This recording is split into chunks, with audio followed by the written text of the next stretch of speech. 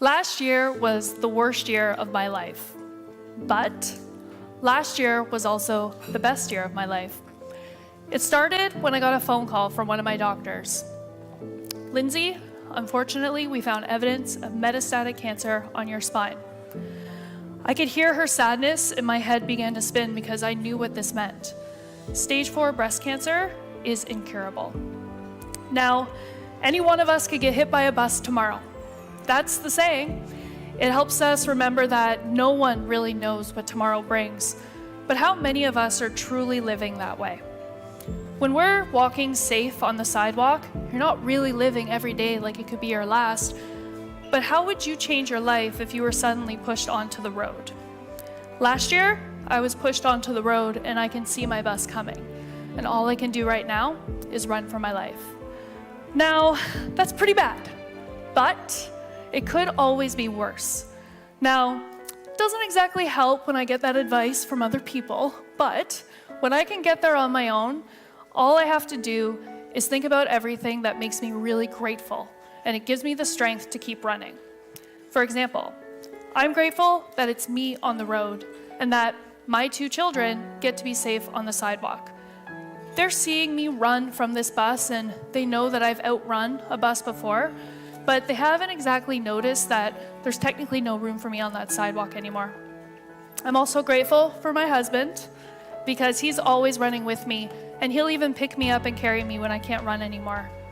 Together, we focus on the present moment because that's all we have, but we have to simultaneously prepare for a future that's largely unknown.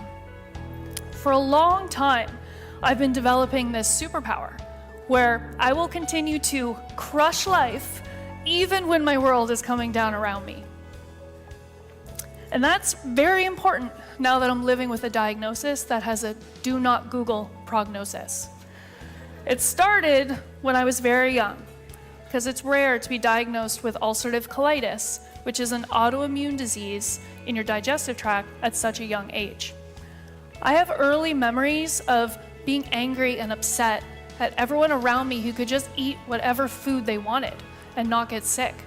And I felt it was really unfair that they didn't even know how lucky they were. That's when my mom gently reminded me that this whole eating food thing is a really normal human thing to do. And if I was gonna get mad at everyone for just doing what was normal, it was just gonna hurt me more. In other words, I would have to be the one to adapt if I was gonna make the most of this life that I have been given. I didn't know it at the time, but that was the beginning of a special kind of resilience. I got really good at accepting and moving forward, no matter what health challenges were thrown my way. And that includes 4 years ago, the first time I originally heard those 4 words, "I'm sorry, it's cancer." Awareness that our health can change at any moment is something that's given me a completely unique perspective on life. I'm really proud of it, and I actually consider it a huge advantage in life. I'm starting to wonder if anyone here is starting to feel a little jealous. Because through all the surgeries, the chemo, the radiation, the scans, the list it's too long to list. I've managed to accept and move forward and maintain a positive mindset and hold on to hope.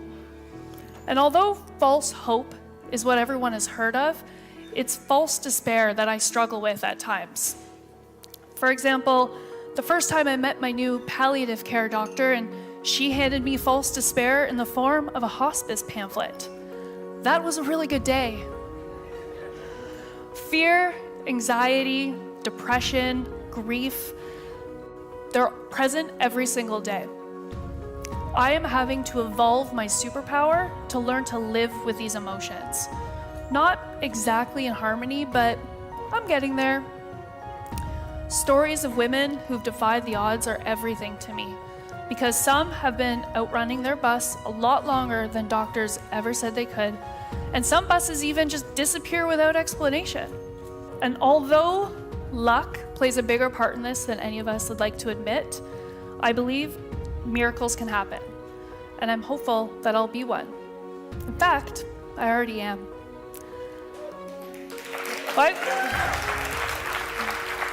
My kids are watching me, And my actions will one day become their playbook when something really hard happens to them. I want them to remember that this life is really good, even when it feels impossibly hard, and it's always worth fighting for. I want them to be resilient and optimistic and know that it's okay to be vulnerable, so I'll show them that. I never want them to give up on their goals and dreams, so here I am up on this stage right now, not giving up on mine. And above all else, I just want them to listen to their mother. Because when they're having the worst year of their life, I know they can make it the best year of their life, just like me.